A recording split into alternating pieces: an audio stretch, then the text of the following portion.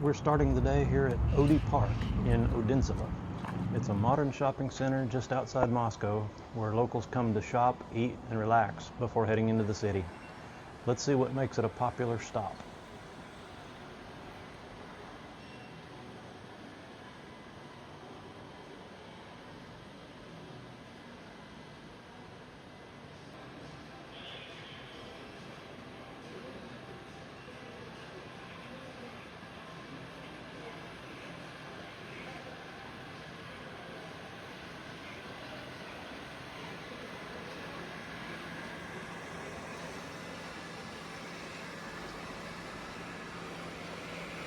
As I walked through Odi Park, one thing really stood out.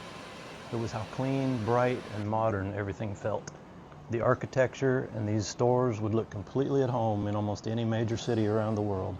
If it weren't for the Cyrillic signs and hearing Russian spoken around me, you could easily forget you were in Russia. It's a reminder that everyday life here has far more in common with other modern cities than many people on the outside might expect.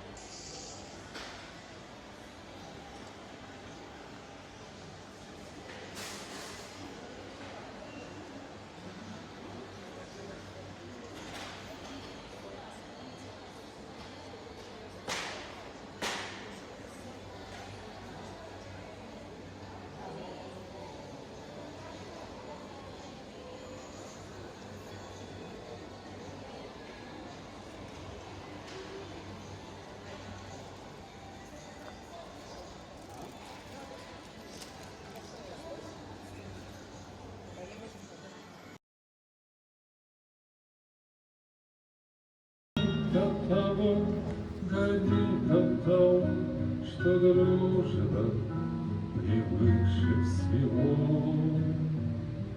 Оттуда летят наши годы, как птицы летят. И некогда нам оглянуться назад. И радости встреч, и горечь разлук, мы все испытали, товарищи друг.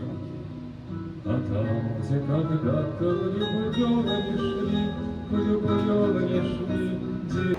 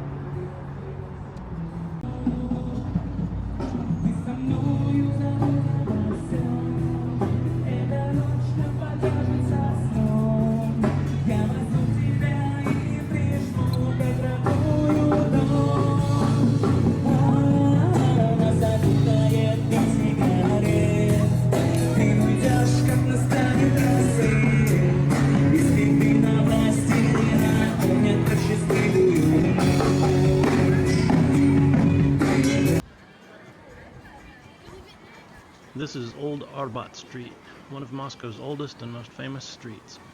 For centuries, it has been a gathering place for artists, musicians, writers, and visitors from around the world. Today, it's a lively pedestrian boulevard filled with cafes, street performers, souvenir shops, and historic buildings. Whether you're looking for local culture, entertainment, or simply a pleasant walk, Old Arbat offers a glimpse of a different side of Moscow. It's also closely connected with Mikhail Bulgakov's The Master and Margarita. In the novel, the master describes living in a small basement apartment in a quiet lane near the Arbat. While the exact house was never identified, this neighborhood is forever linked with one of Russian literature's greatest love stories. We'll explore those literary connections in a future video.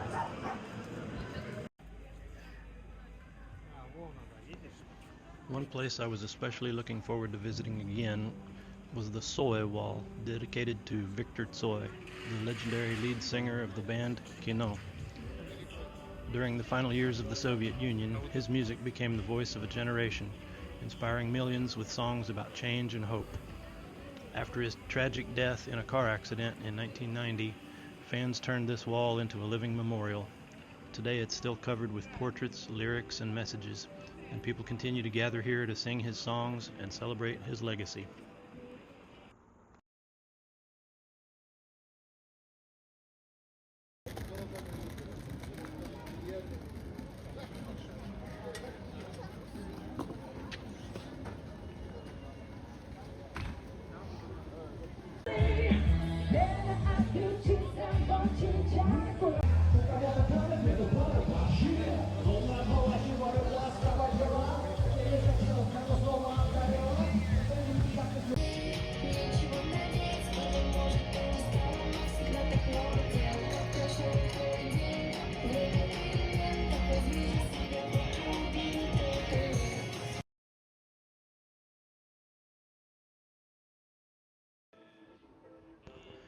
As you walk along Old Arbat, it's impossible to miss this towering landmark. It's the Ministry of Foreign Affairs, one of Moscow's legendary Seven Sisters skyscrapers. Built in the early 1950s, these monumental buildings became symbols of post-war Moscow. More than 70 years later, this one is still the headquarters of Russia's foreign ministry.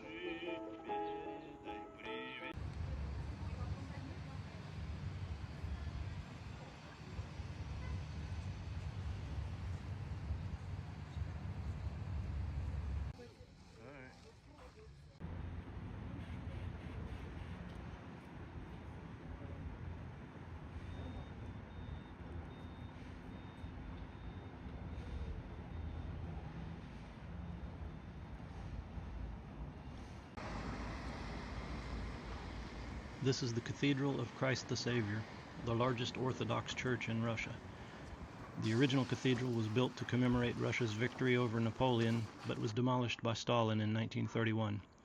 After the fall of the Soviet Union, it was rebuilt and reopened in 2000, becoming a symbol of Russia's religious and historical revival.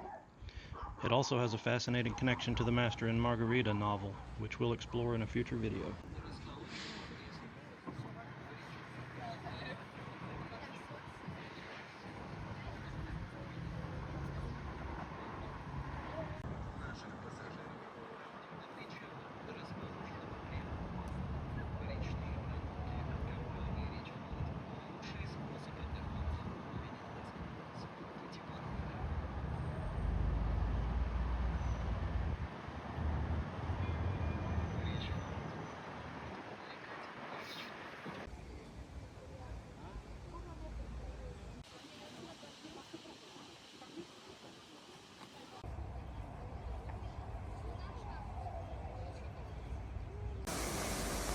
These fountains trace the path of the old Neglinya River, which once flowed beside the Kremlin before it was moved underground.